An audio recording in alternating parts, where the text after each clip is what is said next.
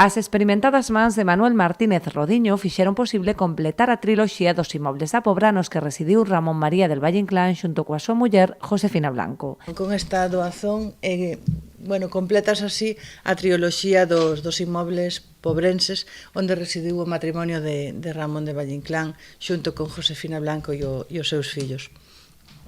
É unha cesión que supón un incremento para o museo, para os fondos do Museo de Valle Inclán, e para nós é un orgullo e un placer recibilo. A triloxía das maquetas, como dicía a concelleira, é dicir, a Torre de Bermúdez, o Casal da Mercé e Villa Eugenia cumplen para nós unha función moi interesante. É o objetivo didáctico, divulgativo, cando o público que accede ao museo pode vir sin desplazamentos, no caso da Mercé porque está en ruínas, na Torre porque ben cambiada felizmente por restaurada, e Villa Eugenia que queda ao lado do Concello, pero ás veces veñen co tempo xustiño para as visitas, pois vai a ser unha suerte tremenda ter estas maquetas dos 3 domicilios de Ramón del Valle Inclán ben documentados na Pobra do Carmiñal.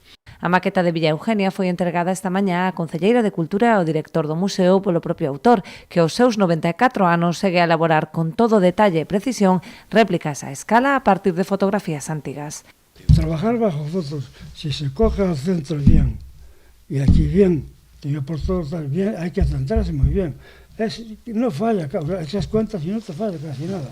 Claro. Ahora sí, claro, porque me quitó una foto también muy buena, pero quitó una que, claro, aquí tenía esta altura y aquí tenía esta, eso no sirve. A elaboración de Villa Eugenia ten aínda máis méritos se cabe, posto que o proceso non estivo exento de vicisitudes. A erupción da COVID motivou que Manuel tivese que traballar na casa en lugar do local que adoitaba utilizar como taller.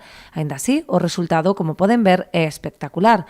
O seu sobriño Rafael, que colabora con el no proceso creativo, destaca ademais o carácter perfeccionista de Manuel, que aínda esta mañá revisaba a maqueta na busca de algún detalle a mellorar.